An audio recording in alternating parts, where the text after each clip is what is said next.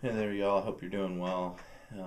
This week's lesson is from Genesis chapter 29, when Jacob goes to find a wife and basically comes away with a two-for-one deal. So remember last week we were discussing about how Jacob was out on his trip as he had been sent by his father to go find a wife from the land where Laban was from, so that he was marrying wisely and not marrying a pagan that was from the area surrounding them.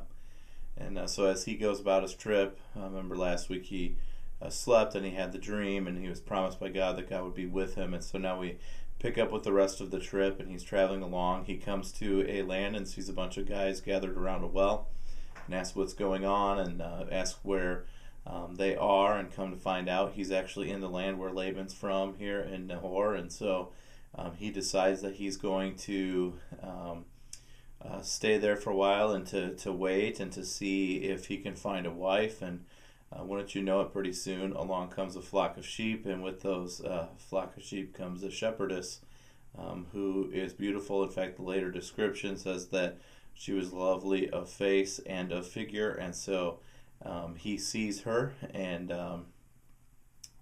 asks about her and finds out that it's actually Laban's daughter. So I can imagine him at this point thinking, wow, this is a great day.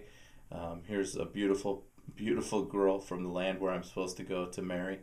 And so he goes and he goes back to her father, Laban, and it's presented that they're actually flesh and blood and they're related. And so Laban asks him, would you work for me? And what would your wage be? Jacob says, your daughter Rachel. So he works for 7 years, as would have been the custom. He works for 7 years to get Rachel as a wife, and goes to the wedding night and has the old switcheroo pulled on him. And so Rachel's sister Leah is given to him, and the Bible takes effort to describe that she just had normal eyes and she was just ordinary. But Rachel was beautiful, and she was shapely and beautiful. And so when he realizes what had happened, Jacob says to Laban, how could you do this to me? And Laban says, well, it's our custom that we must marry the eldest daughter before we would marry off the next one. And so if you want Rachel as a wife, you need to go ahead and work another 7 years to win her over. And so Jacob does that. So what are some of the takeaways we can take from a lesson like this? And how does that apply to our life? Like work 7 years and get married? What do we do with this? Well, I think there's a couple of things we can just talk about that jump out right at the beginning. Here's the first thing.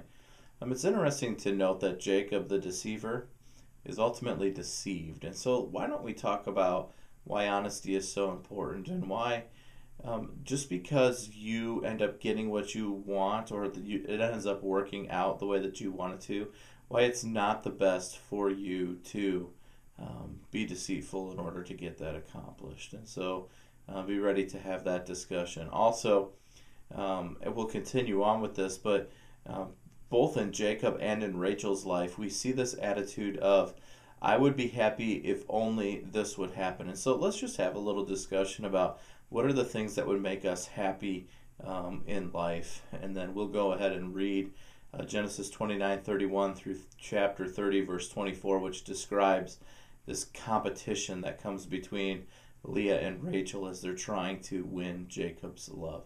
So I look forward to seeing you on Sunday. I know that several people will be traveling.